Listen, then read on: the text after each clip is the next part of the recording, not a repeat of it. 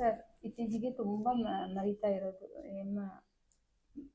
ಮರ್ತೋಗ್ತಾ ಇದೆಯಾ? ಮರ್ತೋಗ್ತಾ ಅಂದ್ರೆ ಇದೆ. ಹಳೆ ನೆನಪಿರುತ್ತೆ, ಹಾ ಇತ್ತೀಚೆಗೆ ಅದನ್ನ ನೆನಪು ಹೌದು. ಮರ್ತೋಗುತ್ತೆ. Key key ಇಟ್ಟಿರೋದು. ಇಟ್ಟೋರೋದು, ಮನೆಯಲ್ಲಿ ಏನಾದ್ರು ಒಲೆನಲ್ಲಿ ಏನಾದ್ರು ಇಕ್ಕಿದ್ರೆ ಅದು ಮರ್ತೋಗ್ಬಿಟ್ಟಿದೀನಿ.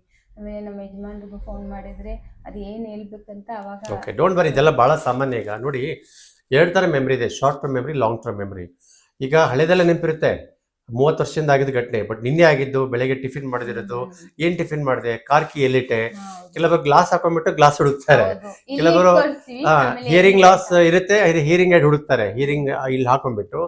ಕೆಲವರು ಮನೆ ಮುಂದೆ ಕಾರ್ ಇರುತ್ತೆ, ಕಾರ್ ಹೋಗಿ ಅಲ್ಲಿ ಪಾರ್ಕ್ ಮಾಡಿದ್ದೆ ನೋಡ್ಕೋತಾರೆ. ಈ ತರ ಬಹಳ ಕಾಮನ್ ಈಗ. ಡೋಂಟ್ ವರಿ, ಇದಕ್ಕೆಲ್ಲ ಬಹಳ ಕಾರಣ ಇದೆ. ನಮ್ಮ ಎನ್ವೈರನ್ಮೆಂಟಲ್ ಇರೋ ಹೆವಿ ಮೆಟಲ್ಸ್, ಮರ್ಕ್ಯೂರಿ ಲೆಡ್, ಅದು ಕೂಡ ಒಂದು ಕಾರಣ. ಇನ್ನು ಎರಡನೇ ಇಂಪಾರ್ಟೆಂಟ್ ಕಾರಣ ಅಂದ್ರೆ ಈ ಸರ್ವೈಕೋಜೆನಿಕ್ ಅಂತ ಹೇಳ್ತೀವಿ. ನಾವು ಇತ್ತೀಚೆಗೆ ಈ ತರ ಬೆಂಡ್ ಮಾಡಿ ಲ್ಯಾಪ್ಟಾಪ್ ಮೊಬೈಲ್ ಯೂಸ್ ಮಾಡಿದಾಗ ಇಲ್ಲಿ ಬಹಳ ಸಮಸ್ಯೆ ಆಗುತ್ತೆ. ಏನಂದ್ರೆ ನೋಡಿ, ಈ ಸರ್ವೈಕಲ್ ಸೆಗ್ಮೆಂಟ್ ಅಲ್ಲಿ ವರ್ಟಿಬ್ರೋ ಬೆಸ್ಲರ್ ಆರ್ಟರಿ ಅಂತಿದೆ. ಈ ತರ ಬೆಂಡ್ ಮಾಡಿದಾಗ ಇದು ಕಂಪ್ರೆಸ್ ಆಗ್ಬಿಟ್ಟು ಈ ಒಟ್ಲಾಸ್ ಎಕ್ಸಸ್ ಈ ತರ ಟ್ರಾನ್ಸ್ಲೇಷನ್ ರೊಟೇಷನ್ ಆಗ್ಬಿಟ್ಟು ಇದ್ರ ಮೇಲೆ ಪ್ರೆಷರ್ ಬೀಳುತ್ತೆ. ಪ್ರೆಷರ್ ಬಿದ್ದಾಗ ಈ ಬ್ರೈನ್ ಸ್ಟೆಮ್ಗೆ ಮತ್ತೆ ಕಿವಿಗೆ, ಮಿಡಲ್ ಲೇಯರ್ಗೆ ಮತ್ತು ಐಗೆ ಬ್ಲಡ್ ಸಪ್ಲೈ ಆಗಲ್ಲ. ಅವಾಗ ಏನಾಗುತ್ತೆ, ನಿಮಗೆ ಮೆಮರಿ ಲಾಸ್ ಆಗುತ್ತೆ. ಸೊ ಏನು ವರಿ ಮಾಡಬೇಡಿ, ಒಂದ್ಸಾರಿ ಕರ್ರಪಟ್ಟಿಗೆ ಚೆಕಪ್ ಮಾಡಿಕೊಂಡು ಟ್ರೀಟ್ಮೆಂಟ್ ತೊಗೊಳ್ಳಿ, ಖಂಡಿತವಾಗ್ಲೂ ವಾಸಿ ಆಗುತ್ತೆ ಅಂತ ಹೇಳ್ಬೋದು.